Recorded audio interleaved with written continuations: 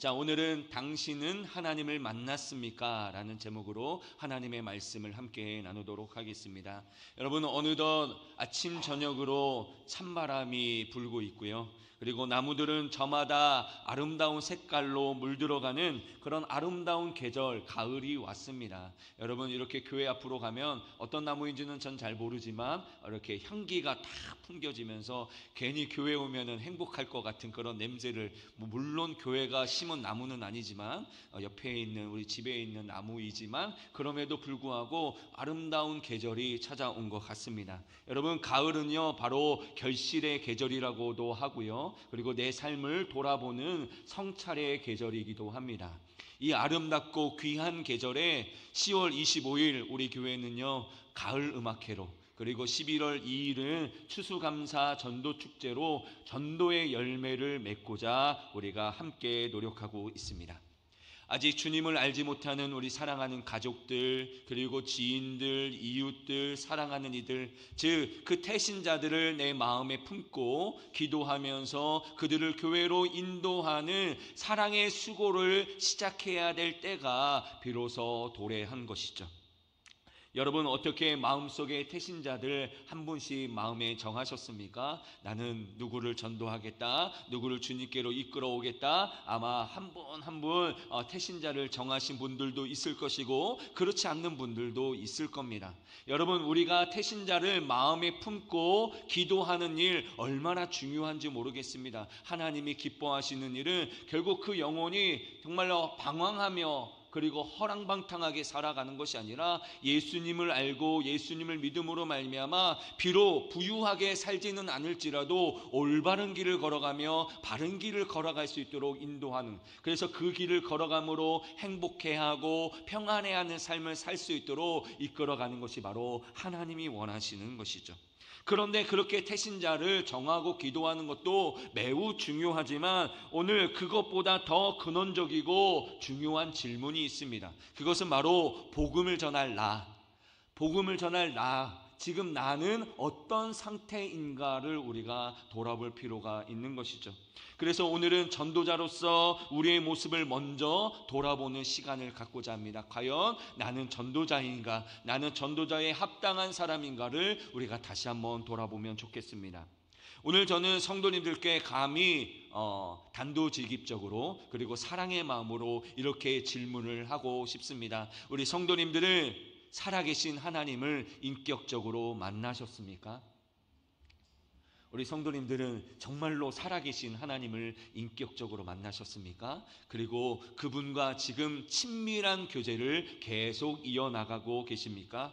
여러분, 이것은 제가 주일 예배를 얼마나 드리고 성경 말씀을 얼마나 읽고 기도를 얼마나 많이 하는지를 묻고 있는 것이 아닙니다. 바로 내 인생을 송두리째 흔들고 그리고 나의 삶의 방향을 180도 바꾸어 놓았던 그 거룩하신 하나님과의 실제적인 만남, 그 생생한 체험이 있었는지를 우리 사랑하는 성도님들께 여쭙고 있는 것이죠. 다시 한번 우리 성도님들께 여쭤보겠습니다. 우리 성도님들은 정말로 살아계신 하나님을 인격적으로 만나셨습니까? 오늘 본문 이사야는요 그 만남을 경험한 사람이었습니다. 그리고 그의 만남은 그의 인생을 완전히 바꾸어 놓았습니다. 여러분, 오늘날 한국교회가 힘을 잃었다라는 말을 많이 듣습니다. 한국교회가 참 힘을 많이 잃었다. 여러분, 여기에는 많은 이유가 있겠지만 저는 근본적으로 살아계신 하나님을 진짜로 만난 사람이 너무나도 적기 때문이다 라고 생각하는 것이죠. 하나님을 인격적으로 정말로 만났다면, 살아계시고 역사하시는 하나님을 정말로 만났더라고 한다면 그 삶과 그 사역이 결코 힘이 없지는 않았을 텐데, 저부터 시작해서 정말로 우리가 살아계신 하나님을 인격적으로 만나고 그분과 교제하고 있는지 우리가 돌아봐야 되는 것이죠. 전도자는요 다른 사람이 아닙니다. 바로 하나님을 만난 사람이어야 합니다. 여러분, 전도자는요 반드시 하나님을 만난 사람이어야 합니다. 여러분, 우리가 무엇을 전도하는데 만나지 않고 경험하지 않고 무엇인가를 전할 수는 없습니다. 마찬가지로 우리가 전도자라고 한다면 살아계시고 역사하시는 하나님을 인격적으로 만난 사람이어야 하는 것이죠. 그러므로 오늘 말씀을 통해 하나님을 만난 사람, 참된 전도자에게 나타나는 세 가지 영적인 은혜를 우리가 살펴보고자 합니다. 그리고 그 말씀의 거울 앞에 우리를 비춰으로 말미암아 우리가 지금 어떤 상태인지, 나는 정말로 인격적으로 하나님을 만났는지, 아니면 정말로 하나님을 깊이 만나고 그리고 그 감격으로 참된 전도자의 삶을 회복할 수 있는 저와 성도님들이 되시기를 주님의 이름으로 소망합니다. 첫 번째로, 전도자는요, 온 세상을 통치하시는 하나님을 보는 사람입니다. 다시 한번 말씀드리겠습니다. 전도자는요, 온 세상을 통치하시는 하나님을 보는 사람입니다. 오늘 본문을 보면요, 시대적인 배경으로부터 시작하고 있습니다. 오늘 1절을 보면 우시야 왕이 죽던 해에 라고 시작하고 있습니다. 우시야 왕이 죽던 해에. 여러분, 우시야 왕을 아십니까? 여러분, 우시야 왕은요, 무려 52년 동안 유다 왕국을 통치한 왕이었습니다. 여러분, 우리가 한 세대를 30년이라고 생각한다면 거의 두 세대에 가까운 긴 시간 동안 유다 왕국을 다스린 어떻게 보면 절대 권력자가 바로 우시야라는 왕의 이름이었습니다. 그의 시대에 유다는 어떠했는지 아십니까? 경제적으로는 풍요로웠고요, 군사적으로는 강력했습니다. 어쩌면 당시 사람들에게 우시야라는 이름은요, 국가 그 자체였고 결코 무너지지 않을 것 같은 시대의 버팀목이었다라고 할 수 있습니다. 아마 많은 사람들이 동의하지 않을 수도 있지만 그럼에도 불구하고 많은 어르신들이 우리나라의 대통령 하면 1번으로 꼽는 사람이 박정희 대통령이라고 저는 생각하는데, 그 박정희 대통령의 과도 있겠지만 공도 있을 텐데, 아무튼 그때의 그 당시에 열심히 새마운동하고 나라의 경제를 일으켰던 많은 어르신들은 대통령 하면 딱 생각하는 게 박정희라고 생각하고, 또 그분이 돌아갔을 때 얼마나 많이 울고 얼마나 슬퍼했는지 저는 그때 그것을 느끼지 못했지만 많은 분들이 그런 것들을 느꼈던 것 같아요.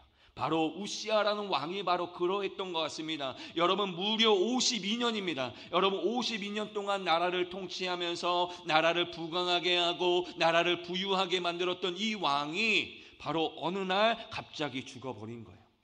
한 시대가 완전히 끝났습니다. 여러분, 이 절대 권력자의 죽음이 어떠한지 아십니까? 국가적인 충격과 불안을 가져왔다라는 거예요. 든든했던 지붕이 사라지듯이 백성들은요, 미래에 대한 두려움과 정치적인 혼란에 휩싸이고 말았습니다. 당연히 그렇지 않겠습니까? 무려 52년 동안 통치했던 왕이 죽었게 되었고, 그리고 이 왕이 나라를 부강하게 만들었는데 백성들이 갑자기 그 왕이 죽게 되자 불안과 그리고 절망에 휩싸이게 됐던 것이죠. 또한 당시 국제 정세는 어떠한지 아십니까? 아수르라고 하는 신흥 강대국이 갑자기 부강하면서 주변국들을 위협하던 살얼음판과 같은 시기가 바로 그때였습니다.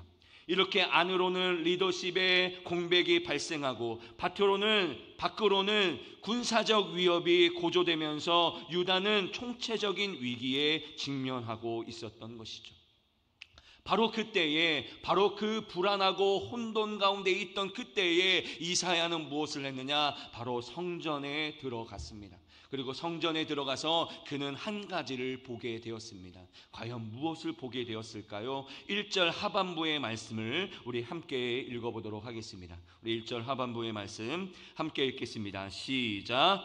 내가 본즉 주께서 높이 들린 보좌에 앉으셨는데 그의 옷자락은 성전에 가득하였고. 아멘. 여기 보면 내가 본즉 주께서 높이 들린 보좌에 앉으셨는데 그의 옷자락은 성전에 가득하였다라고 말하고 있습니다. 사랑하는 성도 여러분, 이것이 전도자가 가져야 할 첫 번째 영적인 은혜입니다. 바로 전도자는요, 세상에 흔들리는 권력을 보는 자가 아니라 바로 영원한 하늘 보좌에 앉으신 만왕의 왕 예수님 하나님을 볼 수 있어야 하는 것입니다. 여러분, 오늘 이사야가 본 것이 무엇입니까? 그는 먼저 주께서 높이 들린 보좌에 앉으신 것을 보게 되었습니다. 여기서 말하는 주라고 하는 것은 히브리어로 아도나이라는 단어를 쓰고 있는데, 이 단어가 어떤 의미냐? 바로 창조주 하나님의 절대적인 주권과 통치권을 강조할 때 쓰이는 호칭이 바로 아도나이라고 하는 이 단어입니다. 그러니 지금 이 단어, 바로 이 세상을 다스리시고 이 세상을 통치하시는 그 주께서 어디에 계시느냐? 높이 들린 보좌에 앉으셨다라고 말하고 있습니다. 여러분, 보좌라고 하면 왕을 뜻하는 것이죠. 그런데 그 보좌가 어떻게 됩니까? 높이 들렸다라고 말하고 있습니다. 여러분, 이것은요, 이 세상 그 어떠한 권력도 비교할 수 없는 영원한 하나님의 통치를 의미하는 것이죠. 그 주께서 그 높이 들린 보좌에 앉으셨는데 어떻게 합니까? 그의 옷자락이 성전에 가득했다라고 말하고 있습니다. 여러분, 여기서 말하는 옷자락은요, 옷의 끝부분을 가리키고 있습니다. 여러분, 한번 생각해 보십시오. 옷이 길게 있는데 그 옷의 끝자락이 어떻게 됩니까? 예루살렘에 있는 성전을 가득 채웠다라고 기록하고 있습니다. 여러분, 이게 무슨 의미겠습니까? 바로 하나님의 영광과 하나님의 임재가 그 성전뿐만 아니라 온 세상을 덮고도 남을 정도로의 아주 충만하고 강력하다라는 것을 나타내고 있는 것이죠.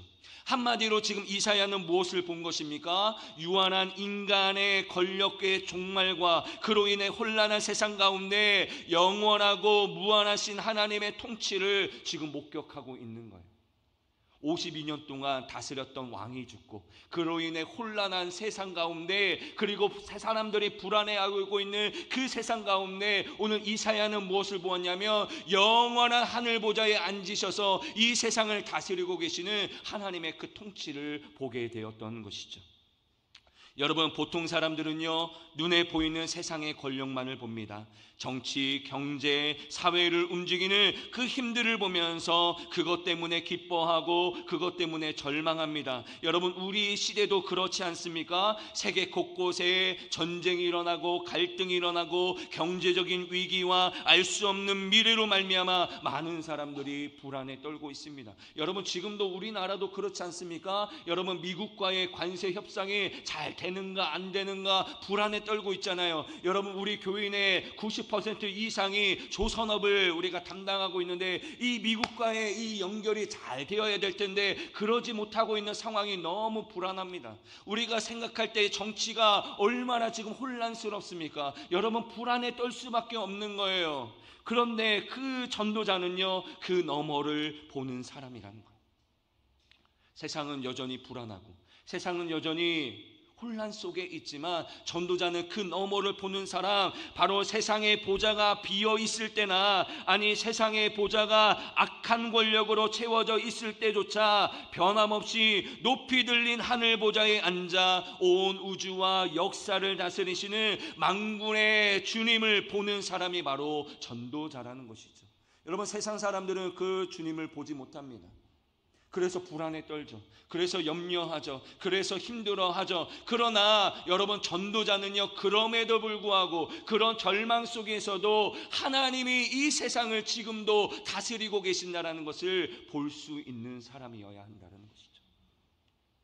또한 3절을 보면 오늘 천사들인 스랍들이 이렇게 노래하고 있습니다. 거룩하다 거룩하다 거룩하다 만군의 여호와여, 그의 영광이 온 땅에 충만하도다 라고 노래하고 있습니다. 여러분, 여기 보면 거룩하다, 우리가 아까 전에 8절 우리가 찬송가도 불렀는데 거룩하다 3번 반복하는 것이 어떤 의미겠습니까? 최상급을 의미하는 거예요. 바로 우리 하나님께서 거룩하신 분인데 그 거룩하심이 최상이다라는 것을 의미하고 있는 것입니다. 그렇다면 과연 거룩이란 말이 어떤 의미인지를 우리가 알아야 될 텐데, 여러분, 거룩이란 말은 히브리어로 카도시라는 단어를 쓰고 있습니다. 그런데 이 단어의 의미가 무엇이냐? 분리되다, 구별되다 라는 의미를 가지고 있습니다.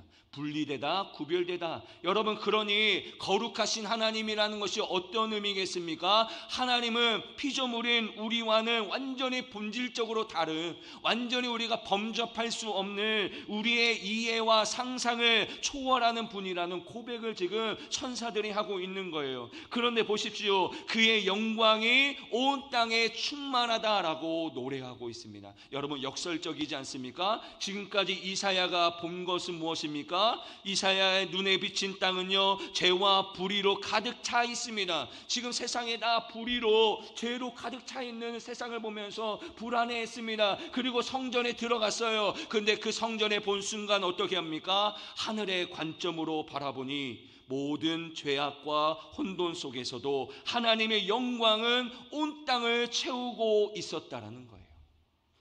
여러분, 이것을 바로 이사야가 본 것이죠.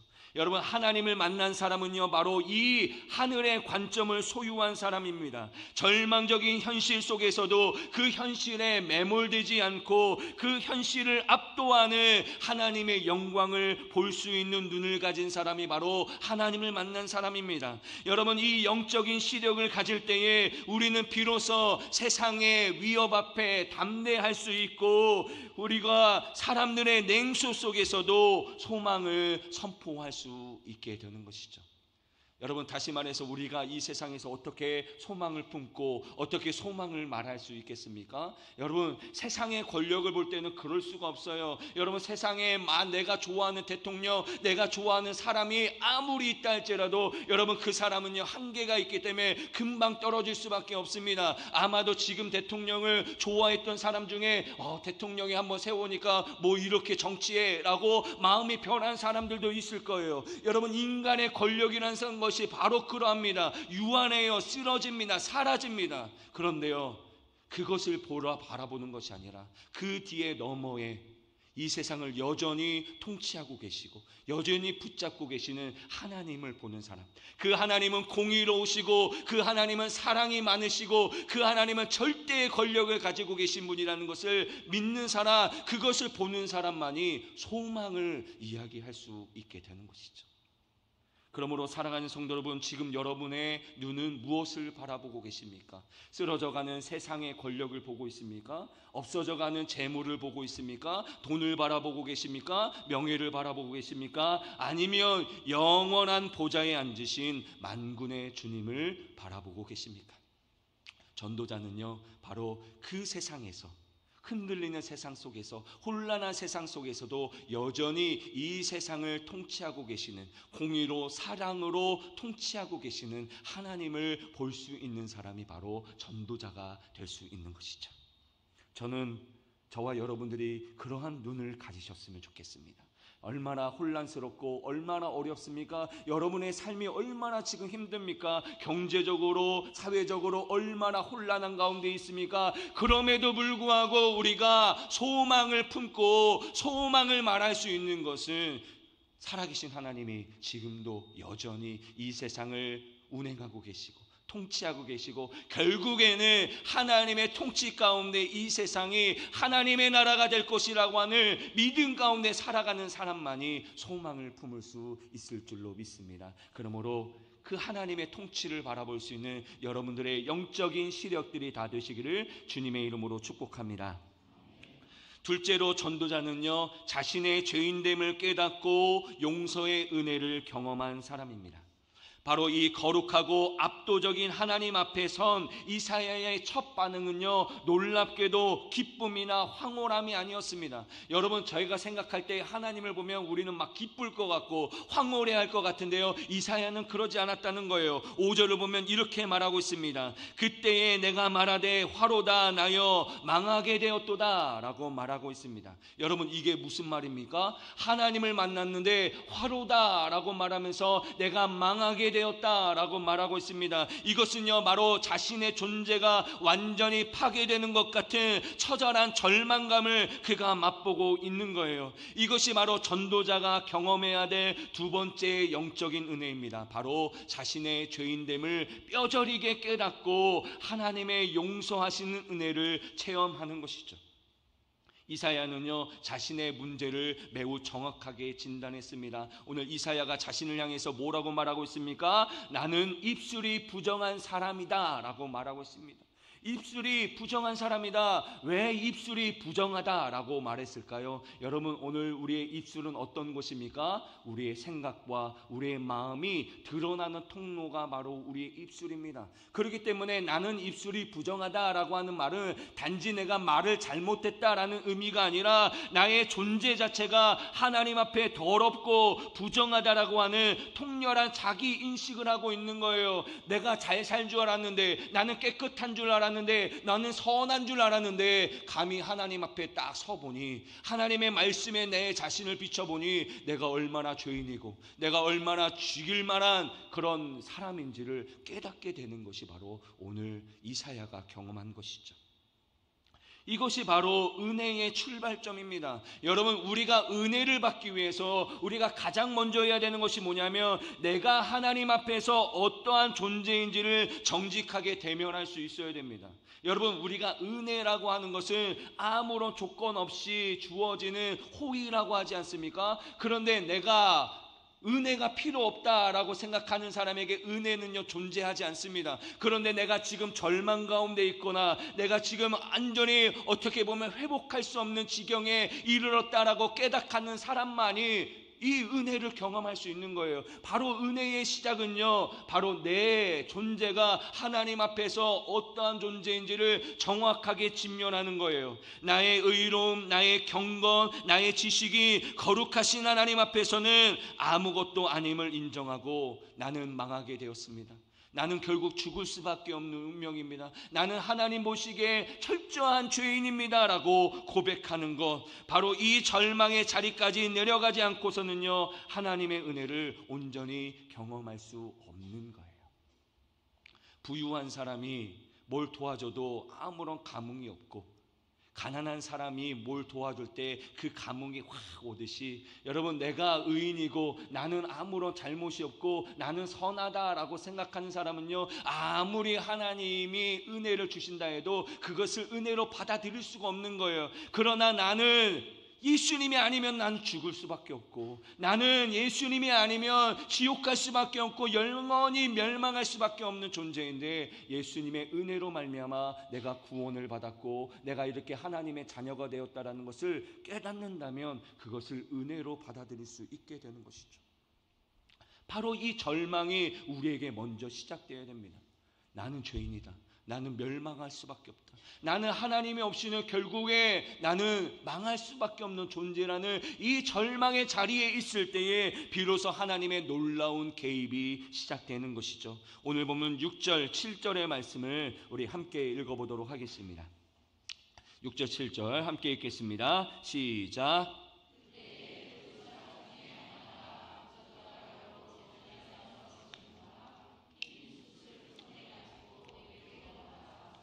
그것을 내 입술에 대며 이르되, 보라, 이것이 내 입에 닿았으니 내 악이 제하여졌고 내 죄가 사하여졌느니라 하더라. 아멘.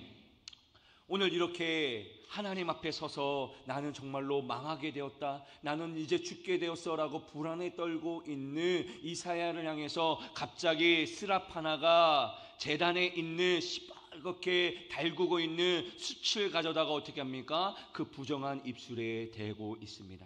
여러분, 생각해 보십시오. 제단이 어떤 곳입니까? 여러분, 제단은요 바로 흠없는 짐승들이 피 흘려 죽임을 당하는 속죄의 장소입니다. 다시 말해 생명이 꺼져가는 고통의 자리인 동시에 그 희생을 통해 죄인이 용서함 받고 새로운 생명을 받는 은혜의 공간이 바로 제단이라는 것이에요. 다시 말해 여러분, 제단이라는 곳이 어떤 곳입니까? 나를 대신해서 짐승이 피 흘려 죽임을 당하면서 이 짐승은 죽어가고 있습니다. 그런데 이 피 흘림을 받음으로 말미암아 나는 어떻게 됩니까? 죄 용서함을 받고 새롭게 되는 은혜의 자리가 바로 제단이라는 거예요. 그러므로 그 제단의 숯불은요 먼저 거룩한 아픔을 상징하는 거예요. 나의 죄와 나의 허물이 하나님의 거룩한 불에 다 타서 없어지는 정화의 고통이 우리에게 찾아와야 됩니다. 그러나 놀랍게도 이 아픔은요 파괴가 아니라 새로운 시작을 가져옵니다. 그 뜨거운 고통을 통과할 때에 우리는 비로소 새로운 존재로 태어나는 것이죠. 그래서 오늘 스라비요, 이 일을 하고 나서 뭐라고 선포합니까? 보라, 이것이 내 입에 닿았으니 내 악이 죄하여졌고 내 죄가 사하여졌느니라 라고 고백하고 있는 것이죠. 여러분, 여기서 내 죄가 사해졌다라고 하는 이 말은요, 죄가 덮어졌다라는 의미를 가지고 있습니다. 다시 말해 이사야의 노력으로 말미암아 죄가 사라진 것이 아니라 전적인 하나님의 은혜로 그의 죄가 완전히 덮어졌다라고 말하고 있는 것이죠. 사랑하는 성도 여러분, 이 제단의 숯불은요 그림자에 불과합니다. 여러분, 이 그림자의 실체는 무엇이냐? 바로 예수 그리스도의 십자가인 것이죠. 여러분, 인류의 모든 죄악이 그 십자가 위에서 남김없이 불탔습니다. 믿으십니까? 여러분, 예수님이 십자가에 달려 돌아가신 그 순간에 우리 모든 인류의 죄악이 완전히 사라지게 되는 일들이 일어난 것이죠. 전도자는요 바로 이 십자가라고 하는 제단의 숯불에 자신의 영혼이 되어본 사람을 말하고 있습니다. 자신의 죄가 하나님께 얼마나 뜨거운 고통이었는지를 알고 동시에 그 죄를 기꺼이 사하시는 하나님의 사랑이 얼마나 뜨거운지를 온몸으로 경험한 사람이 바로 전도자예요. 내가 하고 있는 이 죄가 하나님께 얼마나 큰 고통과 아픔인지를 여러분, 우리가 깨달아야 됩니다. 여러분, 하나님은요 그냥 우리가 죄 질 때 우리가 우리 죄를 용서하지 아니하시고 그냥 우리를 심판하실 수도 있어요. 그럼에도 불구하고 하나님은 어떻게 하십니까? 우리를 사랑하시고 우리를 구원하시기 위해서 자신의 가장 아끼시는 예수 그리스도를 십자가에 달려 죽게 하셨다라는 것이죠. 여러분, 그 고통을 아십니까? 여러분, 아마도 자녀를 먼저 잃어본 사람들은 그 고통을 알 거예요. 얼마나 찢어지고 얼마나 아픈지를 아실 거예요. 여러분, 그 하나님께서 그러한 고통을 당하신 이유가 무엇입니까? 바로 내 죄 때문이에요. 내 죄를 사하시기 위해서 그 고통을 당하셨습니다. 그리고 그 사랑이 얼마나 크십니까? 여러분, 어떻게 보면 나를 배신했던 우리를 위해서 자신의 가장 아끼시는 아들을 내어주시는 그 사랑이 얼마나 큰지요. 이 십자가의 감격이 지식이 아니라 나의 실존이 될 때에 그때에 우리에게 능력이 나타나는 거예요. 여러분, 우리의 많은 사람들의 문제가 무엇입니까? 바로 이 십자가의 감격이 그냥 지식으로만 머물기 때문에 그래요. 예수님이 나를 위해서 3일 동안 나를 위해 돌아가시고 3일 만에 부활하셨다, 이것이 그냥 지식에만 머무는 것이 아니라 정말로 이것이 나의 실존이 될 때에 그때에 우리에게 나타나는 현상이 무엇이신지 아니십니까? 바로 다른 죄인을 정죄하는 자가 아니라 함께 은혜를 구하는 자리로 나아갈 수 있게 되는 거예요. 우리가 십자가의 은혜를 잊어버리면 자꾸 사람들을 정죄합니다. 저 사람은 저게 문제고 저 사람은 저게 문제고 예배 시간에 왜 조는지, 예배 시간에 왜 떠드는지 자꾸 이런 거에 정죄합니다. 그러나 여러분, 내가 죄인이고 하나님이 나를 구원해 주신 그 은혜를 아는 사람이라고 하면 어떻게 해요? 그걸 정죄할 수 없는 거예요. 나도 똑같은 사람이라는 것을 알고 있기 때문에 그 사람과 함께 은혜의 자리로 나아가는 전도자가 될 수 있게 된다는 것이죠.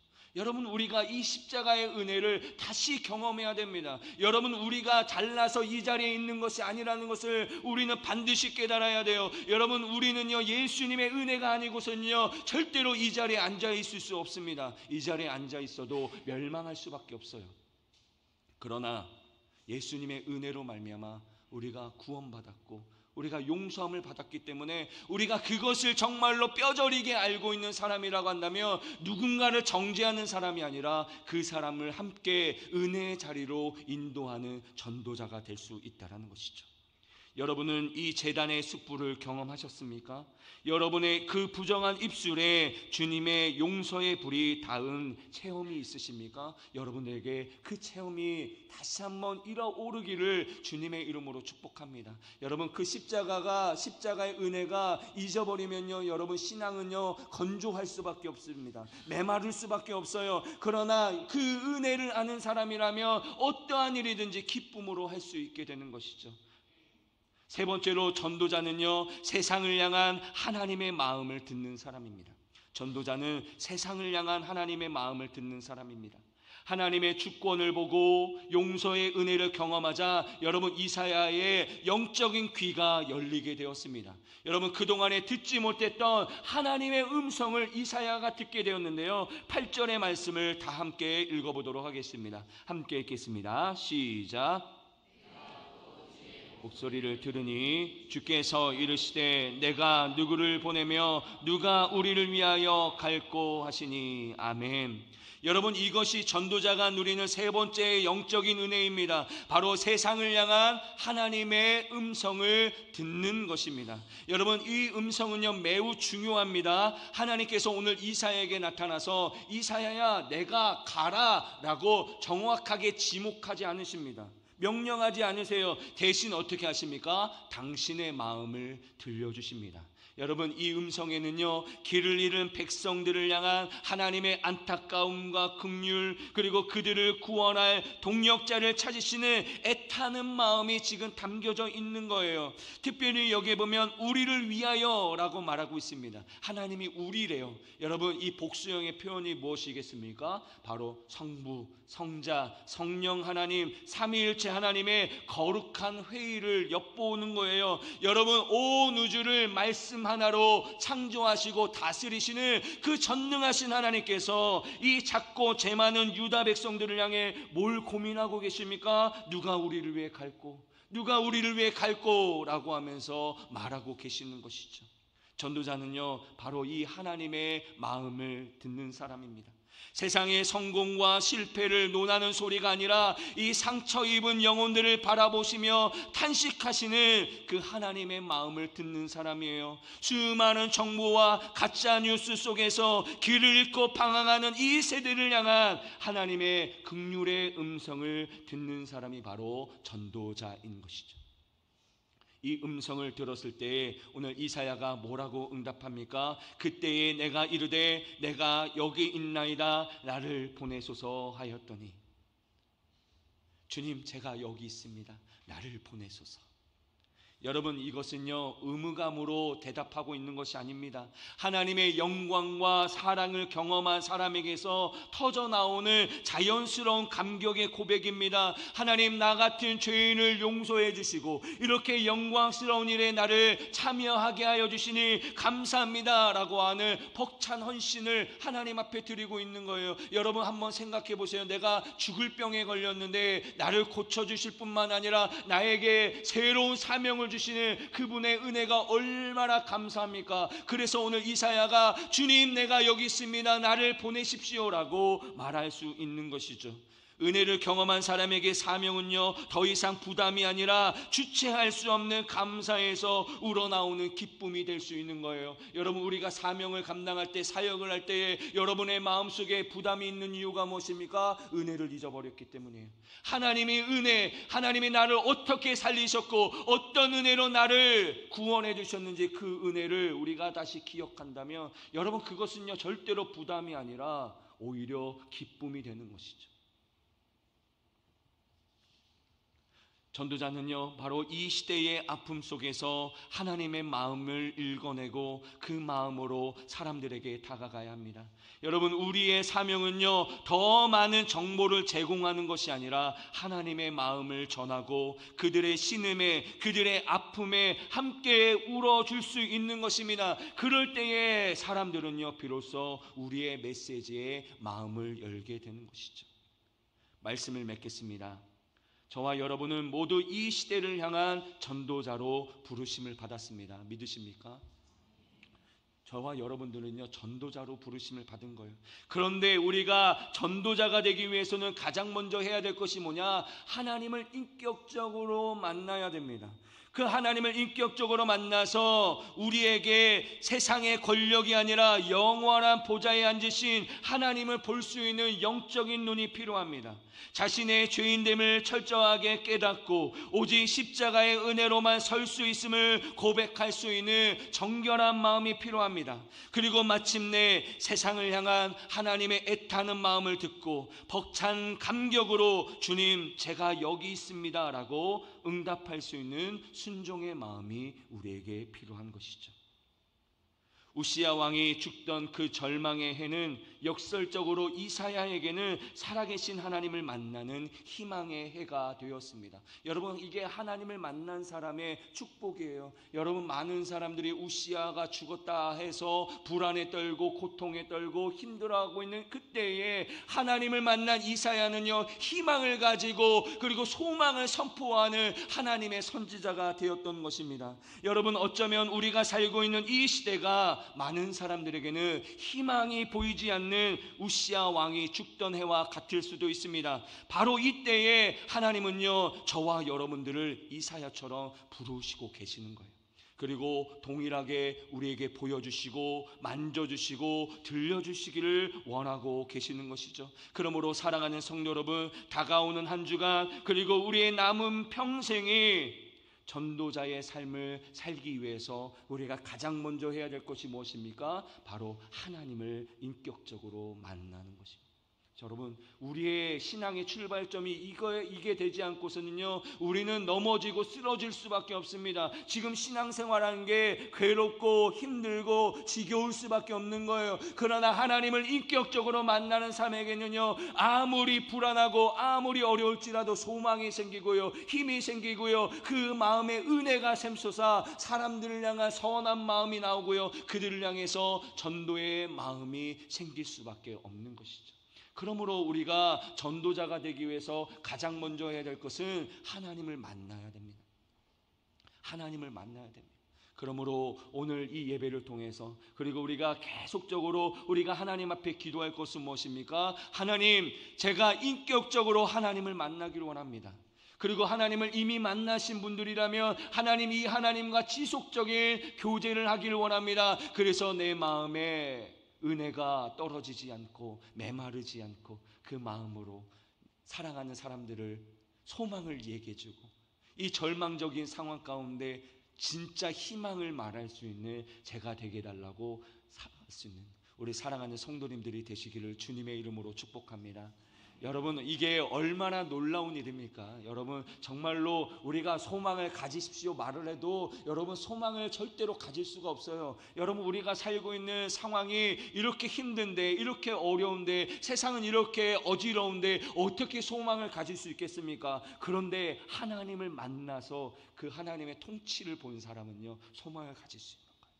하나님이 결국에 하나님의 뜻대로 이끌어 가실 거야. 결국에 하나님이 가장 선한 길로 인도하실 거야. 결국에는 하나님의 나라가 이 땅 가운데 임할 거라고 하는 그 신뢰가 있게 되니까 소망 가운데 살아갈 수 있는 거예요. 그렇기 때문에 예수님 믿어라, 교회 가라 라고 말할 수 있는 것이죠. 그런데 그런 확신이 없는 사람이 어떻게 전도할 수 있겠습니까? 어떻게 말을 할 수 있겠어요? 그리고 내가 하나님의 은혜로 말미암아 죄 용서 경험이 없는 사람이 어떻게 죄 사함을 하게 하는 하나님을 소개할 수 있겠습니까? 우리가 그런 은혜를 다시 회복해야 됩니다. 다시 우리가 그 하나님을 인격적으로 만나서 그 은혜를 회복해야 됩니다. 그럴 때에 우리가 진정한 전도자가 될 줄로 믿습니다. 사랑하는 성도 여러분, 그 전도자로 다시 태어나기 위해서 하나님을 인격적으로 만나십시오. 그리고 지속적으로 교제하십시오. 그래서 온전한 하나님의 전도자로 다시 태어날 수 있는 우리 사랑하는 성도님들이 다 되시기를 주님의 이름으로 축복합니다.